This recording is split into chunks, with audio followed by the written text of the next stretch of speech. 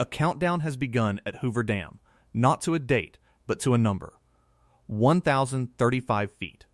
As of this morning, the water level of Lake Mead is hovering just above 1,042 feet, less than 8 feet away from a catastrophic failure point. Not deadpool, something faster, something more violent. It's called the hydropower cliff, a point where the physics of water pressure turn against the dam itself, where the water entering the turbines is so shallow, so lacking in force, that it begins to boil from the pressure drop alone. The phenomenon is called cavitation. Billions of tiny water vapor bubbles form and then implode against the turbine blades with the force of microscopic jackhammers. These implosions physically rip apart the hardened steel, chewing through the machinery that powers cities. At 1,035 feet, 12 of Hoover Dam's 17 massive turbines cannot operate without destroying themselves. Power generation will drop by 70%. Instantly, the lights for millions of people across the American Southwest will begin to flicker. This is not a distant threat. It is the measured reality of the next few weeks. Tom Bushatsky, the director of Arizona's Department of Water Resources, put it bluntly. We're going to go to 1,035. There's no question that's going to happen.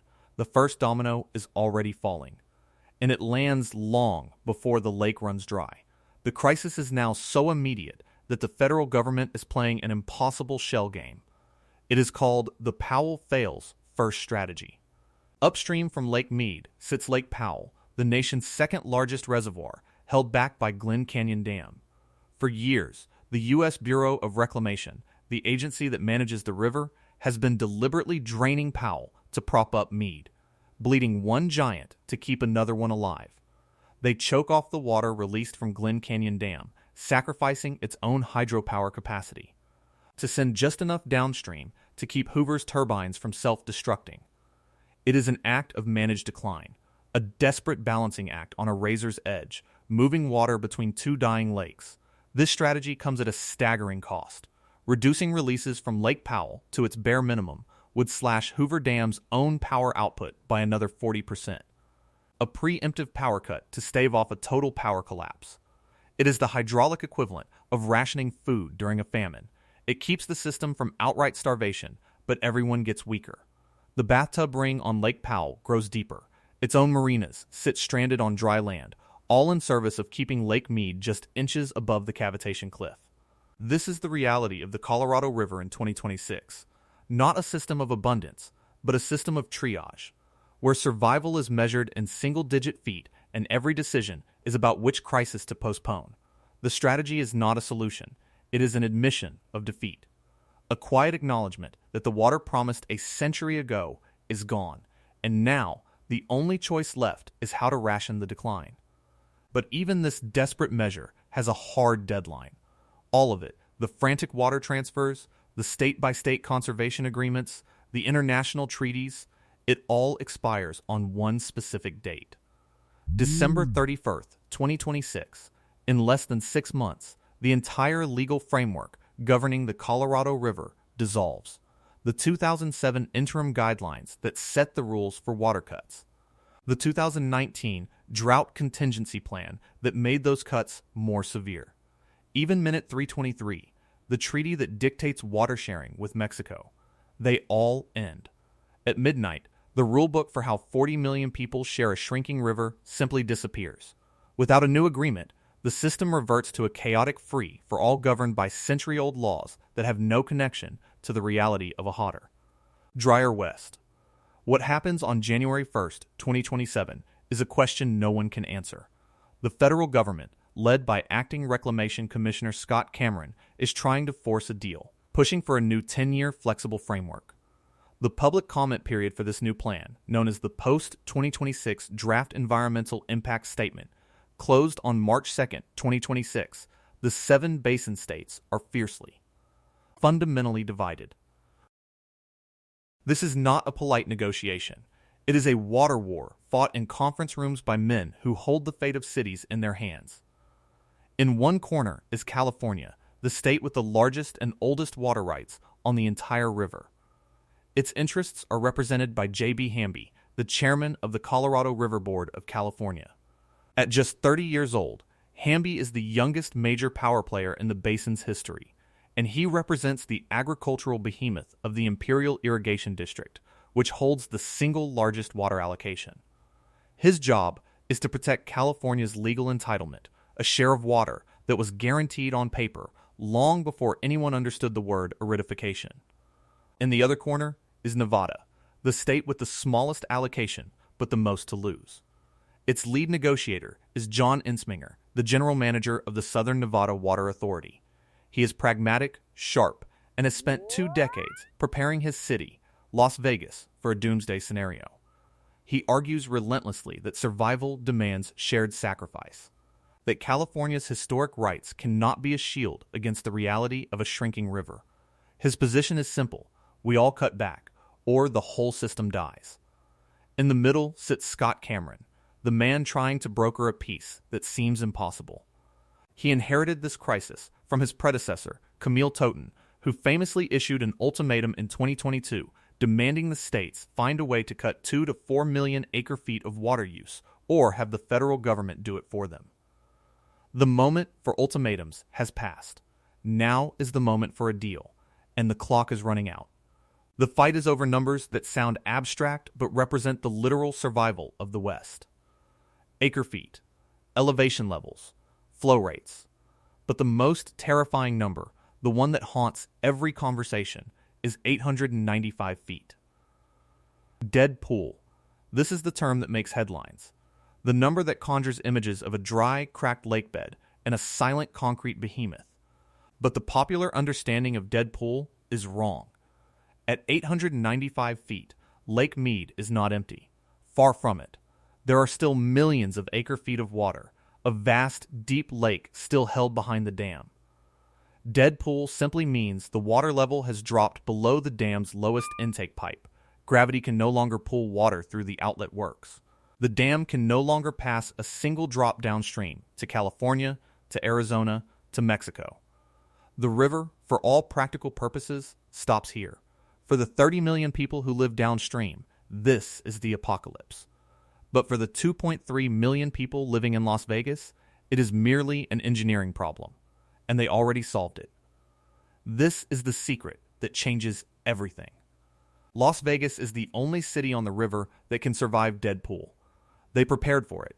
They spent $1.5 billion to build an insurance policy deep beneath the lake itself. It starts with a project called Intake No. 3, what locals call the third straw. Completed in 2015, it is a 3-mile-long tunnel drilled through solid volcanic rock, positioned at an elevation of 875 feet, 20 feet below Deadpool. It was an audacious project, the deepest water intake in the nation, designed for a crisis that other states refused to believe was possible. But the third straw was only half the solution. A deep pipe is useless if you cannot get the water up to the surface. So, on a rocky outcrop in the middle of the lake called Saddle Island, the Southern Nevada Water Authority built something even more extraordinary. The Low Lake Level Pumping Station, or L3PS. It came online in April 2020. It is a massive cavern hollowed out of the island, housing 34 submersible pumps. Each one is a 30-ton behemoth capable of pulling water up from the deepest parts of the lake and pushing it toward the city's treatment plants. When the lake drops below the 895-foot Deadpool mark and Hoover Dam's gates can no longer release water, these pumps keep working. They can draw water from an elevation so low that the rest of the lower basin goes dry. John Ensminger is not exaggerating when he says, "I think Las Vegas is and will remain the most water-secure city in the desert Southwest. While Phoenix and Los Angeles depend on gravity to deliver their share of the Colorado, Las Vegas has a mechanical heart. It can pump its own lifeblood directly from a dying lake. It is a stunning feat of engineering foresight. It also creates a terrifying geopolitical reality. The city most famous for its excess and consumption in the middle of a desert is the one city guaranteed to have water when everyone else runs out. The system was designed to ensure Vegas survives. It was not designed to save anyone else. So what actually happens when the lake drops to 895 feet? The day the water level officially passes that threshold, an irreversible chain reaction begins. For Las Vegas, nothing changes. The pumps at L3PS whir to life, pulling water from the depths. The fountains on the Strip continue to run on recycled water. Taps in 2.3 million homes still flow. But for everyone downstream, the world ends. The outlet gates at Hoover Dam, massive structures that have passed water to farms and cities for nearly a century, are now just holes in a wall sitting above the waterline. No water flows into the Colorado River channel below the dam. Nothing. The riverbed that runs through Arizona and California, which is almost entirely dependent on releases from Hoover, begins to dry up. The first to feel it will be the downstream communities. Bullhead City, Arizona, Laughlin, Nevada, Needles, California, these towns draw their water directly from the river channel below the dam. Within days, their intake pumps will be sucking air. Then the crisis moves to the massive aqueduct systems. The Central Arizona Project, a 336-mile-long canal that carries water to Phoenix and Tucson, will receive nothing from Lake Mead. Its intake is at Lake Havasu, downstream, but Havasu is fed by Hoover. With no flow from Hoover, Havasu begins to drain. Arizona loses its single largest source of renewable water. For California, the impact is even more biblical. The Colorado River Aqueduct, a marvel of engineering that carries water 242 miles across the desert to serve 19 million people in Southern California, goes dry. The Metropolitan Water District, or MWD, loses a massive portion of its supply. But the most devastating blow lands in the Imperial Valley. Here, the Imperial Irrigation District, JB. Hamby's district uses more water than Arizona and Nevada combined to irrigate nearly 500,000 acres of farmland. This is the winter breadbasket for the entire United States, growing over 80% of America's winter vegetables. It all depends on water flowing from Hoover Dam into the All-American Canal. When that flow stops, the valley's name becomes a cruel irony. The fields turn to dust. The multi-billion-dollar agricultural economy collapses. This is not hyperbole. It is simple cause and effect. And finally, the water never reaches Mexico. The 1.5 million acre-feet legally promised to Mexico by international treaty cannot be delivered. A sovereign nation is cut off, triggering an international crisis on top of the domestic one. Deadpool at Hoover Dam does not mean the end of Las Vegas. It means the end of the lower Colorado River as we know it. It turns a shared resource into a private lake for one city, while stranding 30 million people and the nation's food supply. Everyone knows this is coming. The system is flashing red alerts. The proof is in the desperate, eye-wateringly expensive deals being cut right now, today, just to keep the lake from falling another foot. On July 14th, 2026, a stunning announcement was made. The Metropolitan Water District of Southern California, the massive water wholesaler for Los Angeles and its surrounding cities, agreed to a deal. They would leave 200,000 acre-feet of their legally allocated water inside Lake Mead this year instead of taking it. In exchange, the federal government, through the Bureau of Reclamation, will pay them up to $65 million. The money comes from the Inflation Reduction Act, a fund meant for climate resilience. They are literally buying water from California and leaving it in the lake. The cost is $325 for every acre-foot. And what does this $65 million emergency purchase accomplish? It will raise Lake Mead's elevation by approximately 3 feet. 3 feet. It is a multi-million-dollar Band-Aid for a hemorrhaging artery. An act of pure desperation designed to do one thing: push the 1,035-foot hydropower cliff just a few more months into the future. It buys a little more time for the turbines, a little more time for the negotiators locked in their rooms. It solves nothing. It is a tax on survival, paid by the federal government, to postpone a collapse that the math says is still coming. At the same time, another emergency repair is underway inside the dam itself. On May 24th, 2026, the Bureau of Reclamation announced a $52 million investment. They are fast-tracking the replacement of 3 of Hoover Dam's oldest turbines. The new machines are a specialized design called wide-head turbines.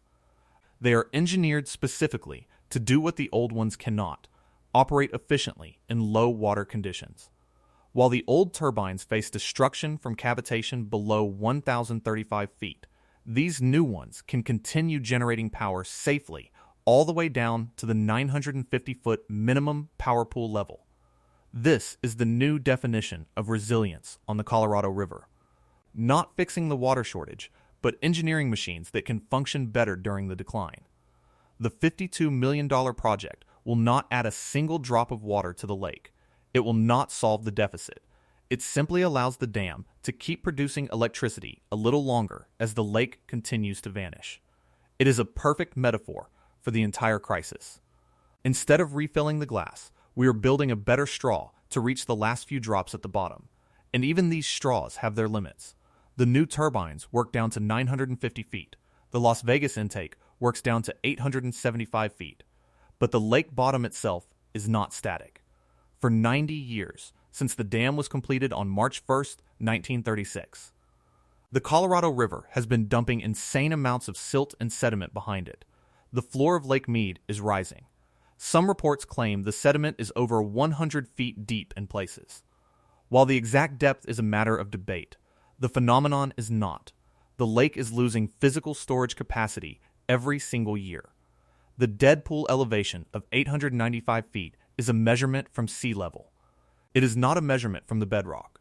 As the floor rises, the amount of usable water shrinks. The dam is slowly silting in from the bottom up. We are racing toward a crisis point that is itself creeping higher to meet us. It all comes back to a single foundational lie, a miscalculation made in 1922. When the 7 basin states gathered to sign the Colorado River Compact, they divided up the river's water. They allocated 7.5 million acre-feet annually to the upper basin states of Colorado, New Mexico, Utah, and Wyoming. They allocated another 7.5 million to the lower basin of Arizona, California, and Nevada. Later, 1.5 million was promised to Mexico, a total of 16.5 million acre-feet promised on paper. The problem is, that number was based on flow measurements from one of the wettest periods in the last 1,200 years. The men who signed the compact were looking at a river in a state of unnatural abundance and believed it was normal. They wrote a rule book for a river that does not exist. In an average year, the Colorado produces closer to 13 or 14 million acre-feet. Some years, much less. We have been spending from a bank account that was never as full as the opening balance suggested. For a century, the deficit has been accumulating, masked by the massive storage capacity of Mead and Powell. Now, the reservoirs are nearly empty, the buffer is gone, and the math no longer works. The crisis has revealed an uncomfortable truth. Las Vegas, the city that should not exist, built by defying the desert, has become the ultimate survivor. Through a combination of audacious engineering and aggressive conservation, it has insulated itself from the worst of the collapse. Nevada has outlawed ornamental grass on street medians. Homeowner associations are legally prohibited from fining residents who let their lawns go brown. The city recycles nearly 99% of its indoor water, treating it and returning it to Lake Mead for credits. They have cut per capita water use by over 40% while their population boomed. They built the tunnel, they built the pumping station, they prepared for the end. But in saving itself, Las Vegas has created an island, a fortified water fortress in the middle of a collapsing ecosystem. And everyone else is outside the walls. Phoenix, Los Angeles. The farms of the Imperial Valley. They are all still bound by the old system, a system of gravity, of canals, of a belief that the water will always flow from the mountains. They are facing a future where their survival depends on the outcome of a negotiation that is deadlocked, where their water supply is being propped up week to week by multi-million-dollar emergency payments, where the physical mechanics of Hoover Dam are the final arbiter of their fate. The post-2026 negotiations are not just about water. They are about confronting the original sin of 1922. They are about deciding who gets to survive in a future with less. Does California's century-old legal right to the largest share trump the needs of Arizona's growing cities? Does agriculture, which uses 80% of the river's water, have to fundamentally shrink to keep taps on in urban centers? These are the questions with no easy answers. the questions the tunnel under Lake Mead was never designed to solve. The third straw bought time. The emergency water purchases are buying time. The new turbines are buying time. But time for what? Time for policy to catch up to physics. Time for a miraculous string of record-breaking snowfalls to refill a system that took 2 decades to drain. Time for 7 states, 40 million people, and 2 countries to agree on how to share a resource that is already gone. The engineering has done all it can. The concrete is poured. The pumps are installed. The tunnel sits in permanent darkness, ready. But survival is no longer an engineering problem. The clock is ticking toward midnight on December 31st. And when it strikes, the future of the American West will be